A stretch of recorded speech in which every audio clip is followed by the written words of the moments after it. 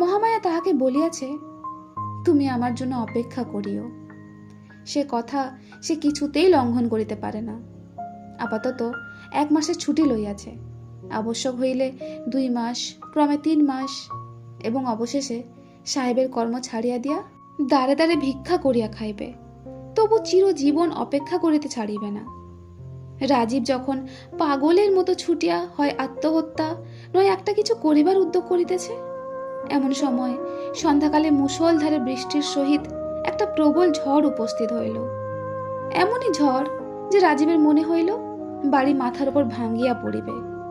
যখন দেখিল বাহ্য প্রকৃতিতেও তার অন্তরের অনুরূপ একটা মহা বিপ্লব উপস্থিত হইয়াছে, তখন সে যেন কতটা শান্ত হইল। তাহার মনে হইল সমস্ত প্রকৃতি তাহার হইয়া একটা কোনরূপ প্রতিবিধান করিতে আরম্ভ করিয়া দিয়াছে। সে নিজে যতটা শক্তি প্রয়োগ করিতে ইচ্ছা করিত, কিন্তু পারিত না। প্রকৃতি আকাশ পাতাল জুড়িয়া ততটা শক্তি প্রয়োগ করিয়া কাজ করিতেছে। এমন সময় বাহির হইতে সবলেকে দ্বার ঠেলিল। রাজীব তাড়াতাড়ি খুলিয়া দিল। ঘরের মধ্যে আর্দ্র বস্ত্রে একটি স্ত্রীলোক প্রবেশ করিল। তার মাথায় সমস্ত মুখ ঢাকিয়া ঘোমটা। রাজীব তৎক্ষণাৎ চিনিতে পারিল সে মহামায়া।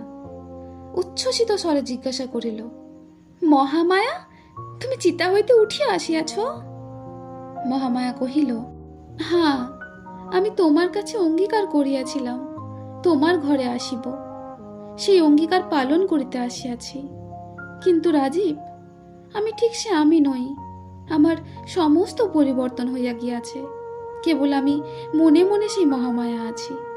এখনো বলো, এখনো আমার চিতায় ফিরিয়া যাইতে পারিব। আর যদি প্রতিজ্ঞা করো কখনো আমার ঘোমটা খুলিবে না, আমার মুখ দেখিবে না, তবে আমি তোমার ঘরে থাকিতে পারি। মৃত্যুর হাত হইতে ফিরিয়া পাওয়াই যথেষ্ট। তখন আর সমস্ত তুচ্ছ জ্ঞান হয়। রাজীব তাড়াতাড়ি কহিল, তুমি যেমন ইচ্ছা তেমন করিয়া থাকিও, আমাকে ছাড়িয়া গেলে আমি আর বাঁচিব না।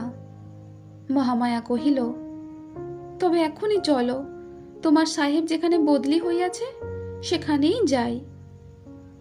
ঘরে যাহা কিছু ছিল সমস্ত ফেলিয়া রাজীব মহামায়াকে লইয়া সেই ঝড়ের মধ্যে বাহির হইল।